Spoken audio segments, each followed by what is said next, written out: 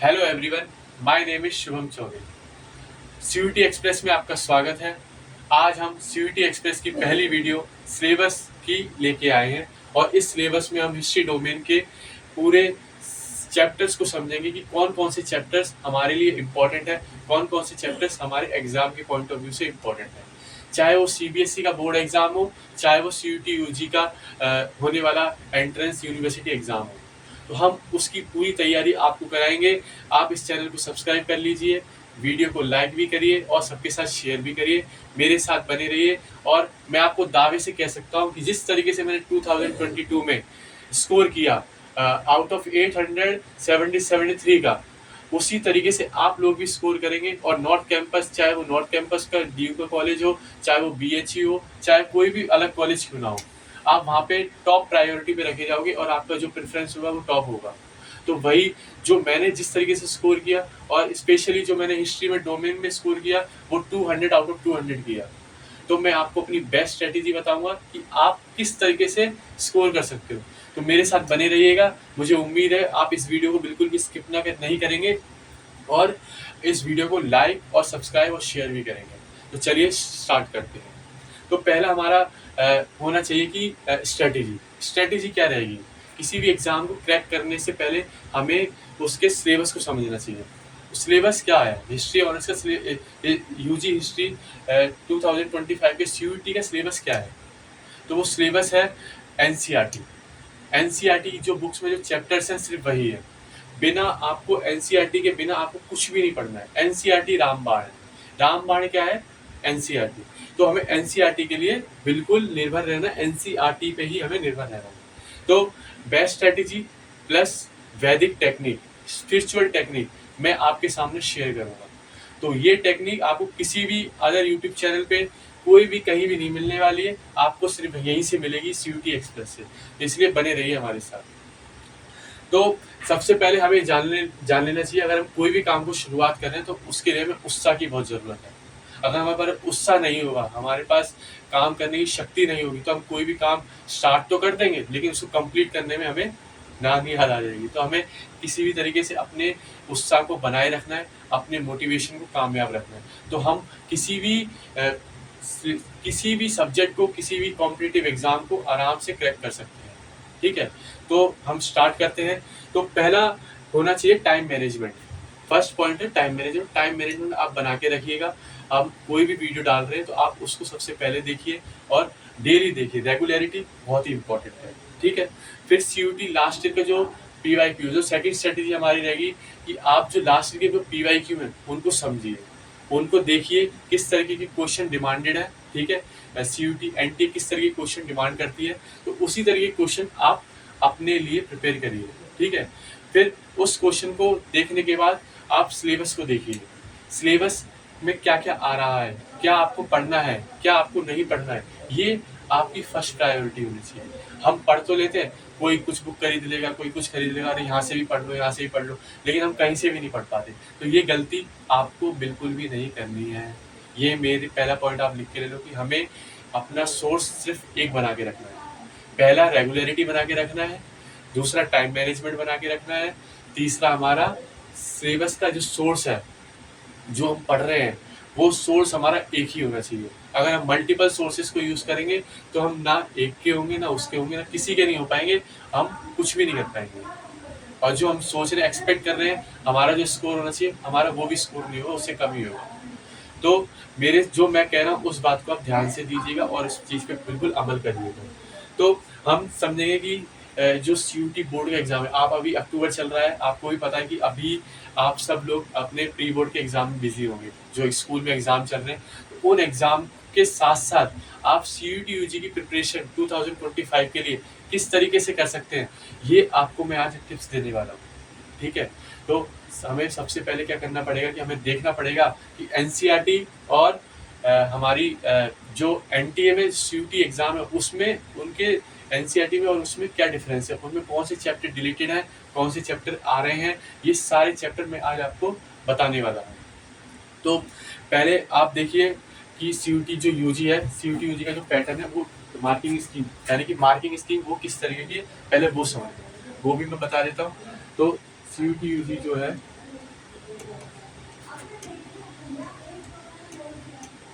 25 की जो marking scheme किस तरीके से है, पहले तो क्या आएगा, जो आएगा आपके टोटल क्वेश्चन कितने वाले आने वाले हैं पेपर में, 50 क्वेश्चन आने वाले हैं, ठीक है। आप ध्यान रख लीजिए टोटल क्वेश्चन 50 होंगे जब आप एनटी का एग्जाम देंगे, ठीक है। सीयूटी यूजी का एग्जाम देंगे, जून में होगा, जब भी होगा आप 50 क्वेश्चन आप देखेंगे हिस्ट्री के डोमेन में। उसके बाद आपको क्वेश्चन कितने अटेम्प्ट करने हैं वो देखिए, आपको 40 क्वेश्चन अटेम्प्ट करने होंगे। इन 40 क्वेश्चनों को अच्छे से अटेम्प्ट करना है, किसी भी तरीके से आप इन 40 क्वेश्चन को मतलब छोड़ नहीं सकते, आप 40 अटेम्प्ट करना ही है, ठीक है। 50 क्वेश्चन टोटल में से आउट ऑफ 50 में से 40 अटेम्प्ट करने हैं, ठीक है। मार्किंग स्कीम में एक क्वेश्चन कितने नंबर का होगा ये समझिए, जो एक क्वेश्चन होगा वो हमारा होगा 5 मार्क्स का, ठीक है। तो 5 मार्क्स का एक क्वेश्चन होगा। नेगेटिव मार्किंग क्या है, नेगेटिव मार्किंग क्या है, 1 मार्क्स। यानी कि अगर हम देखते हैं, अगर हम एक क्वेश्चन गलत करते हैं तो हमारे टोटल मार्क्स कितने कट रहे हैं, इज इक्वल टू 6। एक मार्क्स नहीं कट रहा है, 6 कट रहा है। 6 क्यों कट रहा है, 5 मार्क्स क्वेश्चन अटेम्प्ट करने का, यानी कि अगर आप सही करें तो 5 आपको मिलता, लेकिन आपने सही नहीं किया तो वो गया, और प्लस एक नेगेटिव मार्किंग का, ठीक है। तो ये बात ध्यान रखिएगा, जब भी आप कोई भी एग्जाम अटेम्प्ट करने जा रहे हैं तो उसकी मार्किंग स्कीम को समझ लेना चाहिए, और वो हमें कितने क्वेश्चन अटेम्प्ट करने हैं कितने नहीं करने, इस चीज़ को ध्यान से पढ़ लेना चाहिए। तो अगर हम सिलेबस की बात करते हैं, अब हमारा मेन टॉपिक है सिलेबस, कि सिलेबस आ कहाँ से रहा है, ठीक है। सिलेबस जो आ रहा है सिर्फ एनसीईआरटी से आ रहा है, एनसीईआरटी के अलावा कोई भी बुक नहीं है जो सीयूटी यूजी डोमेन में 200 आउट ऑफ 200 ला के दे सके, ठीक है। आपका जो सिलेबस होना चाहिए वो होगा क्या, एनसीईआरटी का सोर्स, ठीक है। एनसीईआरटी एक सिंपल सोर्स होगी।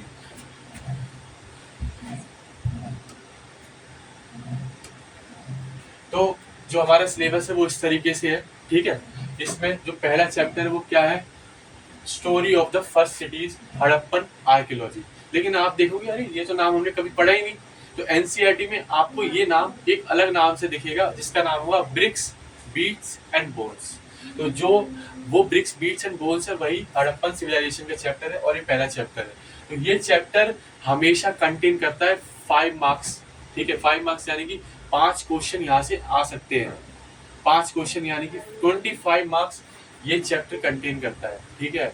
तो आपको ये चैप्टर इस तरीके से करना है कि बिल्कुल अगर कोई भी आपसे पूछे इस पेज नंबर पे क्या लिखा हुआ है तो आप वो भी बता सको, यानी कि पी लेना है, एनसीईआरटी को पी लेना है, ठीक है ना। तो आपको ये चीज बहुत ध्यान रखनी पड़ेगी कि हड़प्पन आर्कियोलॉजी जो चैप्टर है ये one of the most important chapter है, ठीक है ना। इसको आपको कैसे भी छोड़ना नहीं है। दूसरा चैप्टर क्या है, political and economic history, how inscription tales a story, ठीक है। तो ये चैप्टर आपको एनसीईआरटी में किस नाम से दिखेगा, किंग्स, फार्मर एंड टाउन्स, ठीक है। तो ये भी chapter one of the most important chapter है, ठीक है। ये चैप्टर ऐसे हैं जो एंशियंट हमारी जो हिस्ट्री है, पूरी एंशियंट हिस्ट्री के ये 4 चैप्टर शुरू के, ये इतने इंपॉर्टेंट चैप्टर है कि यहाँ से सीयूटी यूजी के पूरे क्वेश्चन बनते हैं। फैक्चुअल क्वेश्चन तो यहीं से ही बनते हैं, ऐसा समझ लीजिए। फैक्चुअल क्वेश्चन का जो बेस है वो एंशियंट है और मॉडर्न है, ठीक है ना। तो आप इस चीज़ पे बिल्कुल ध्यान दे दीजिए कि हमें एंशियंट तो छोड़नी ही नहीं है और मॉडर्न भी नहीं छोड़ी। तो मॉडर्न का भी मैं आगे बताऊंगा, लेकिन अभी एंशियंट पे आप ध्यान दीजिए। एंशियंट में पहले 2 चैप्टर है बहुत ही इंपॉर्टेंट। थर्ड चैप्टर आता है social history using the Mahabharata का। थर्ड चैप्टर एनसीईआरटी का आप देख लीजिए, नाम अभी दूसरा होगा, जिसका नाम क्या होगा, किंगशिप, कास्ट एंड क्लास, ठीक है। तो ये भी चैप्टर आपको करना है पूरी तरीके से। History of Buddhism, Sanchi stupa, यानी कि बुद्धिज्म, जैनिज्म, आप पूरी थिंकिंग जो आइडियोलॉजी है पूरा आप इसके बारे में पढ़ेंगे, ठीक है। उस टाइम किस तरीके से चल रही थी कल्चर रिवॉल्यूशन, किस तरीके से था, आप इस चीज़ में पढ़ेंगे। तो आप इसको, ये हमारे जो शुरू के चैप्टर है ये पूरे क्या है, एंशियंट है। ये हमारी एंशियंट हिस्ट्री, ठीक है, कवर हो जाती है। अगर हम ये कर लेते हैं तो यानी कि हमारी एक बुक, एक पोर्शन, 1/3 पोर्शन हमारा कवर हो गया।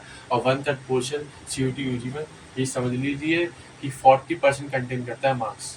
बहुत इंपॉर्टेंट है, ये मैं अपने एक्सपीरियंस से कह रहा हूँ, क्योंकि मैंने भी एग्जाम दिया। अगर मैंने एग्जाम ना दिया होता तो मैं कहता अरे यार आप कर लो, ये भी इंपॉर्टेंट है वो भी। मैं उस एग्ज़ाम दे के आया हूँ, मैंने भी देखा है कि किस तरह के क्वेश्चन आते हैं। और आप टेंशन मत लीजिए, ये सीयूटी एक्सप्रेस है, यहाँ पे आपको हर चीज़ की तैयारी करी जाएगी। हम आपको पीवाईक्यू भी पढ़ाएंगे, कौन कौन से क्वेश्चन आने वाले हैं ये भी बताएंगे, बस हमारे साथ बने रहिए, ठीक है। तो एंशिएंट हिस्ट्री में ये 4 चैप्टर बहुत ही इंपॉर्टेंट है, आपको कर लेना है। फिर आता है हमारा नेक्स्ट चैप्टर क्या, मेडिवल हिस्ट्री, ठीक है। मेडिवल हिस्ट्री में हमारा क्या आता है, ट्रैवलर्स वाला चैप्टर भी बहुत इंपॉर्टेंट है, इसको भी आपको करना है, जिसका नाम आपको एनसीईआरटी में किस नाम से मिलेगा, through the eyes of traveller. तो एनसीईआरटी का ये जो चैप्टर है, तो इसको भी आपको बिल्कुल कर लेना है ना।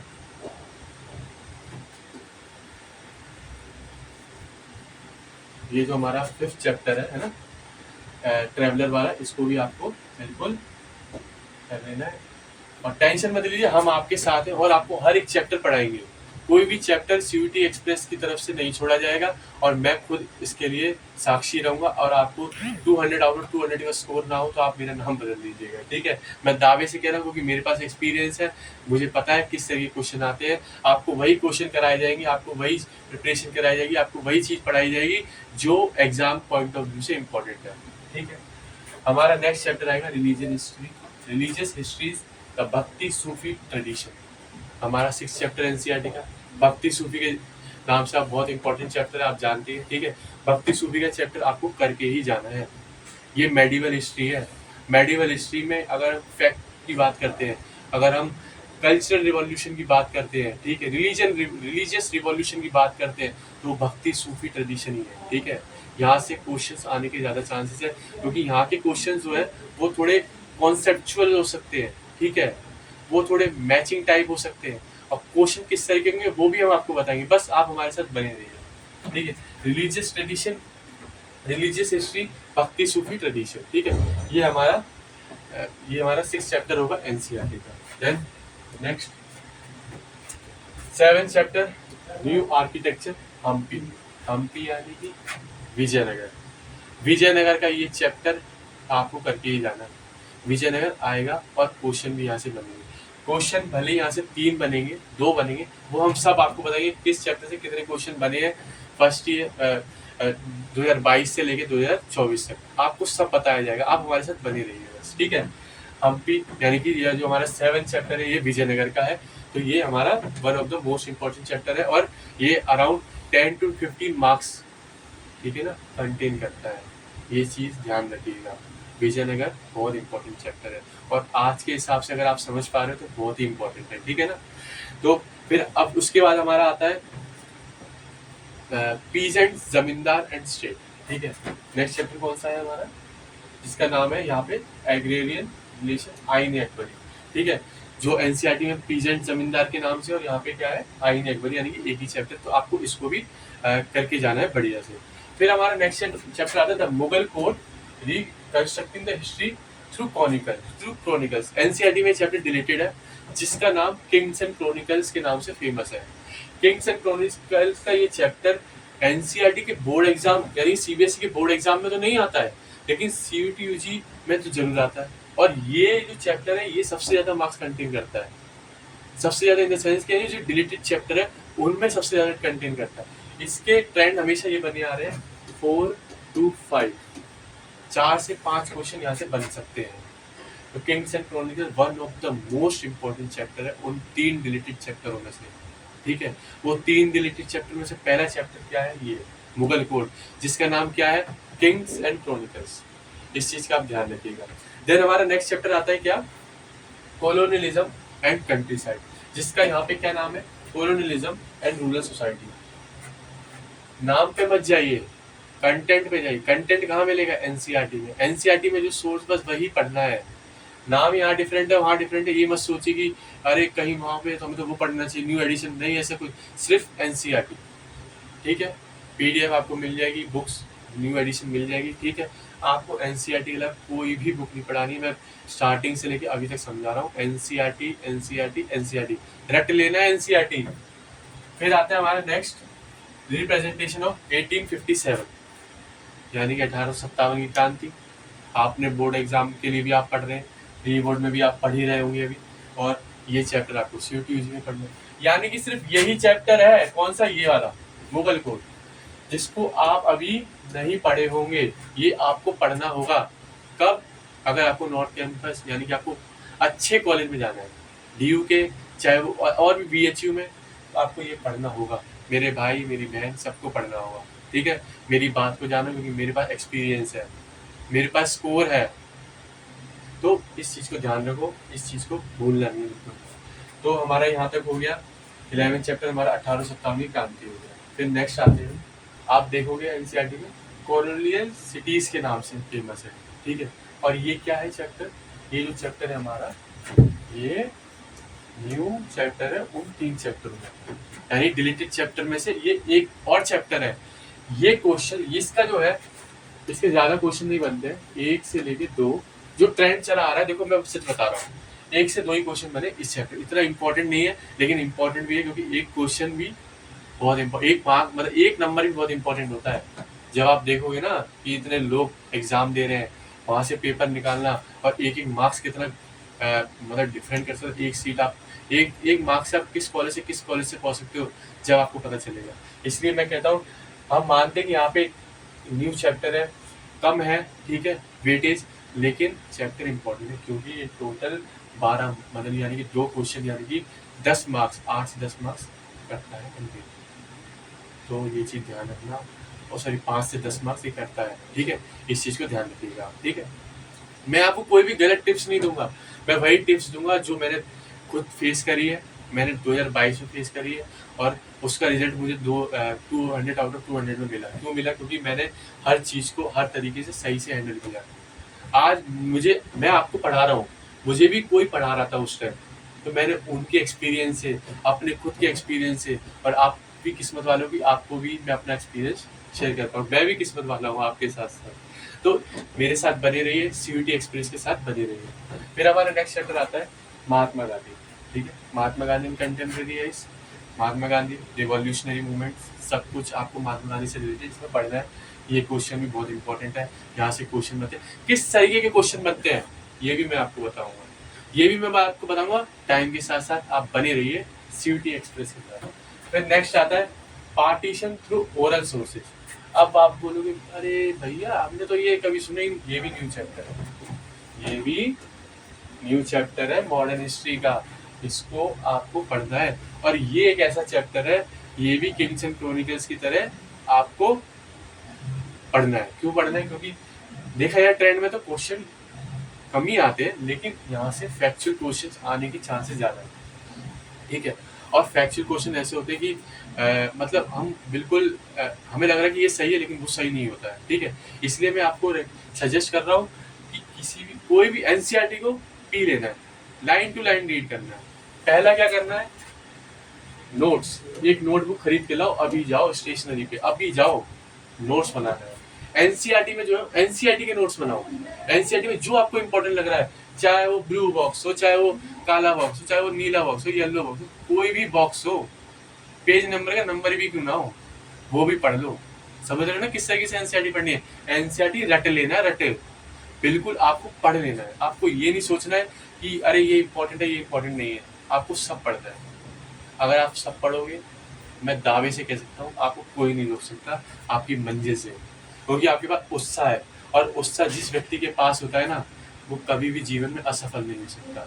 ये मेरी बात को ध्यान रखिएगा। तो पहला क्या है? नोट्स। दूसरा क्या है? रिवीजन, ठीक है।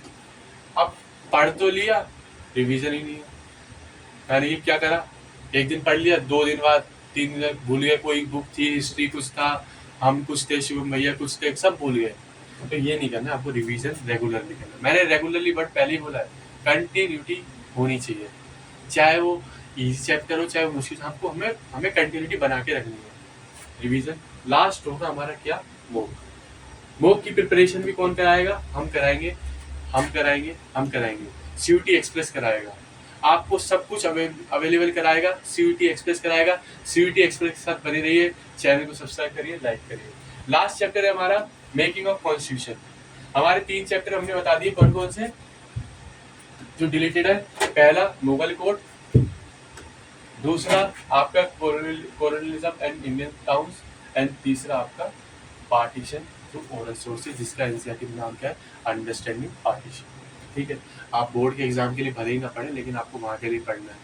बोर्ड के एग्जाम की मार्कशीट मानता हूँ आप ज़्यादा उसकी वैल्यू नहीं है, लेकिन अब जो 3 साल आपके डिसाइड करेंगे वो बोर्ड के एग्जाम डिसाइड नहीं करेंगे, वो ये डिसाइड करेगा, वो CUET डिसाइड करेगा। मेरे स्कूल में भी कई महारथी थे, ठीक है, बहुत अच्छे स्कोर बोर्ड में इतने लाए। मैं ये नहीं कह रहा बोर्ड के लिए मत पढ़ो, बोर्ड के लिए पढ़ना है, ठीक है।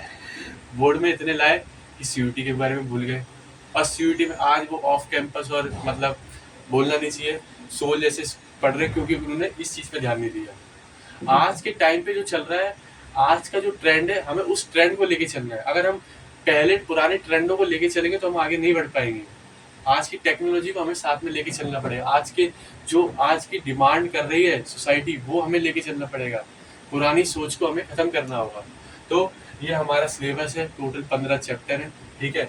आपको बोर्ड एग्जाम के लिए 12 चैप्टर पढ़ने है ना, UG के लिए 15 चैप्टर पढ़ने। अब यानी कि पढ़ने टोटल क्या है, टोटल 3 चैप्टर पढ़ने हैं, जिसके लिए आपको 1 महीने का टाइम दिया जाएगा। लेकिन मैं आपको रेकमेंड करूंगा, आपको सजेस्ट करूंगा कि ये 1 महीने का टाइम आप 3 चैप्टर पढ़ने में ना निकालें, आप इसको रिवीजन के लिए निकालें। रिवीजन बहुत ही इम्पोर्टेंट है, और फिर उसके साथ मॉक, ठीक है। ये दोनों काम हमारे 1-1.5 महीने में 1-1.5 महीने में होने चाहिए, जब हमारे बोर्ड एग्जाम एंड हो जाए। तो ये जो हमारे 3 चैप्टर हैं, मैं चाहता हूँ कि आप हमारे साथ बने रहिए। हम आपको ये 3 चैप्टर साथ ही साथ कवर भी कराएंगे, और आपका बोर्ड एग्जाम के साथ साथ आपके 3 चैप्टर भी कवर हो जाएंगे। और जब आप बोर्ड एग्जाम कंप्लीट कर लोगे, आपके एग्जाम कंप्लीट हो जाएंगे, फिर हम अपना रिवीजन स्टार्ट करेंगे। रिवीजन हम मूव कराएंगे, PYQ एनालाइज कराएंगे, हर एक क्वेश्चन को पढ़ेंगे। हमारे पास सारे सेट पड़े हैं, कौन सा सेट किस टाइम किस बच्चे ने, इवनिंग शिफ्ट चाहे वो मॉर्निंग शिफ्ट, तो सबका हमारे पास पड़ा है। बस CUET एक्सप्रेस के साथ बने रहिए और शुभम भैया के साथ बने रहिए। 100% कहता हूँ, ये स्पिरिचुअल टेक्निक है मेरे पास, जो 100% आपको 200 आउट ऑफ 200 जिताएगी, और 100% लाओगे स्कोर। बस जो मैं कहूँ वो करना। पहला मेरा एक ही है, NCERT रट लेना है, रामबाण है। NCERT के अलावा जितनी बुक है हटा दो सारी। मैं मम्मी NCERT पढ़ूंगा, भैया मैं NCERT पढ़ूंगा, पापा मैं NCERT पढ़ूंगा। NCERT लाओ, NCERT ही पढ़नी है। NCERT वाला कुछ पढ़ना ही नहीं है, ठीक है। तो ये मैं इसके साथ अपनी वीडियो को एंड करना चाहूँगा। ये हमने पूरा अपना सिलेबस समझा दिया, ठीक है।